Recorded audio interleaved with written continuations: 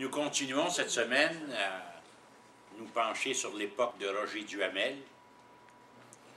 que j'ai appelé le président prodige, si on peut dire. Écoutez, c'était le plus jeune de toute notre histoire. L'abbé Groux démissionne pour lui céder son siège.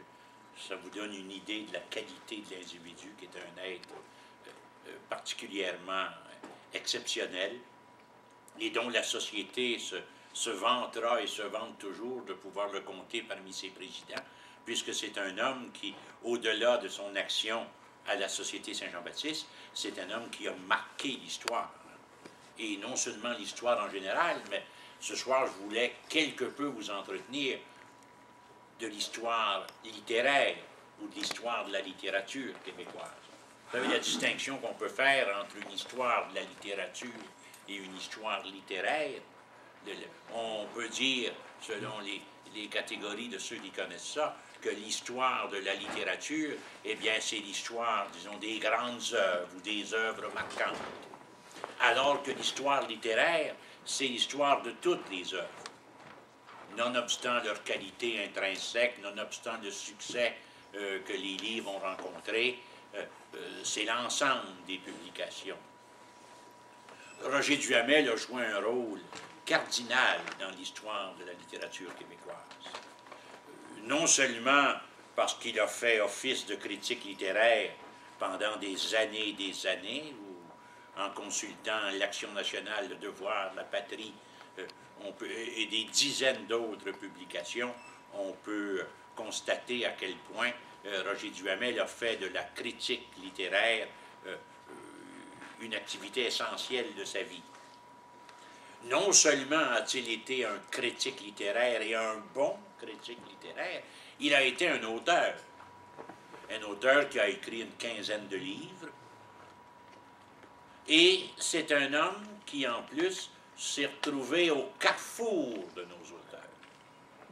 Quand on regarde la liste des documents qui constituent le fonds Roger Duhamel au centre Lionel Groux, eh bien, on se rend compte que cet homme-là a eu des correspondances assidues pendant 10, 15, 20, 30, 40 ans avec la plupart de nos grands auteurs, là, que ce soit Philippe Panton, Anne Hébert, Jean Charbonneau, nommez-les tous, vous ne pouvez pas vous tromper, il a entretenu.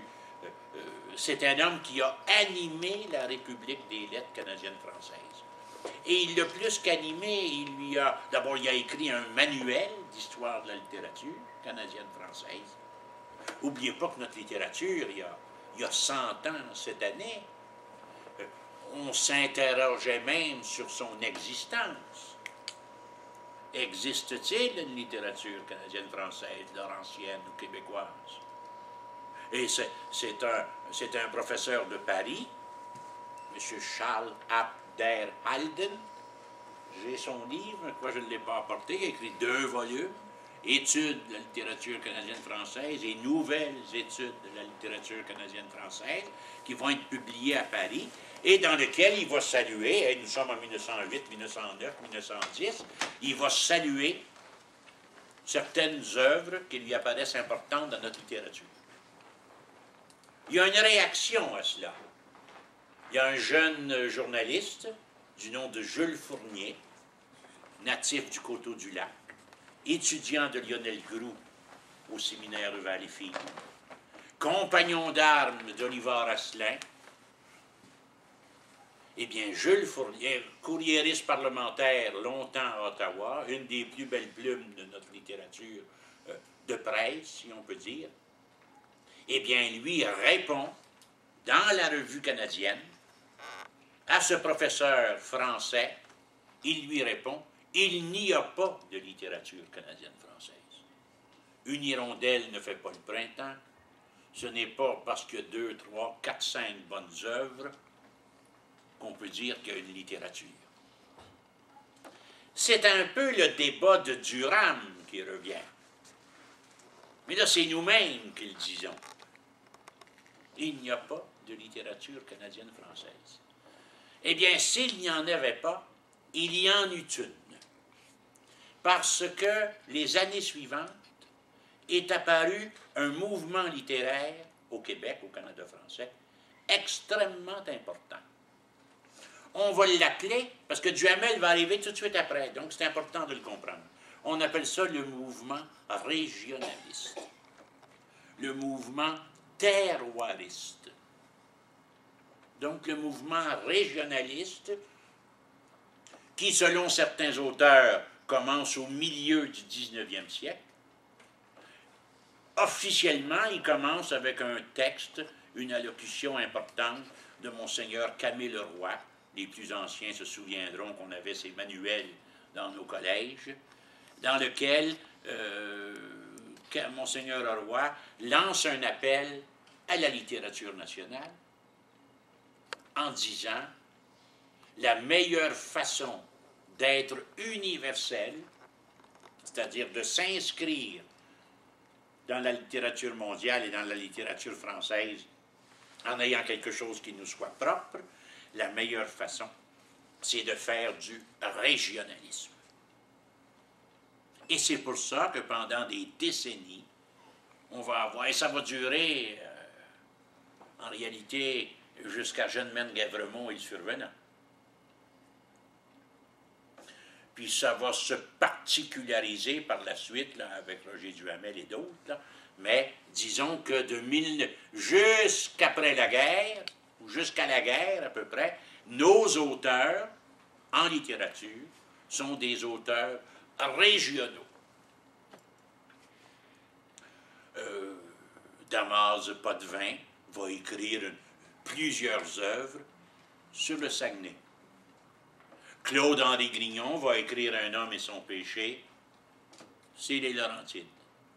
Alfred Desrochers va écrire À l'ombre de l'Orford, c'est l'Estrie. Blanche Lamontagne, Beauregard, va écrire sur la Gaspésie. Et ce sera comme ça pendant des générations d'auteurs. Pour nous donner une idée, l'abbé Groux, Lionel Groux, s'inscrit dans ce courant-là. On les appelle les terroiristes, comme des produits du terroir.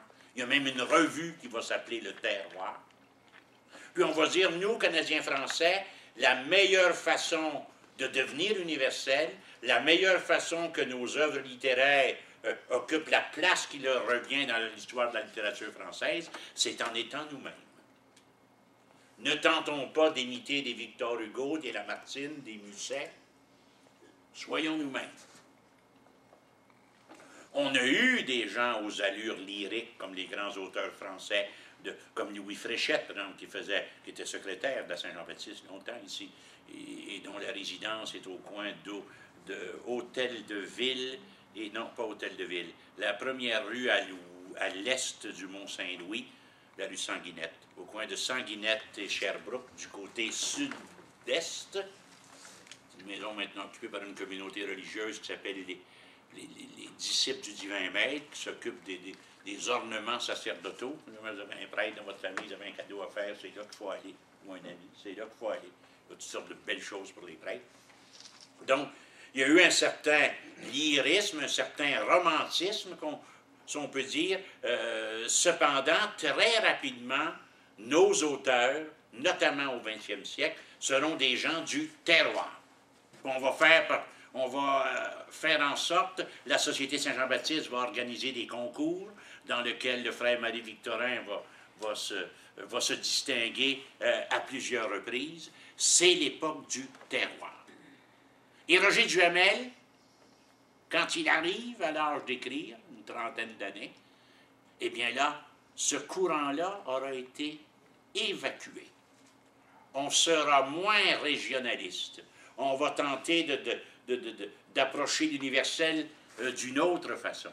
Cependant, la contribution exceptionnelle de Roger Duhamel avec ça, il a enseigné pendant des décennies à l'Université de Montréal des cours d'histoire de la littérature canadienne-française, et en faisant ça, en écrivant l'histoire, il aidait à la faire progresser, pour en faire une matière d'enseignement universitaire, ce qui est exceptionnel. Je vais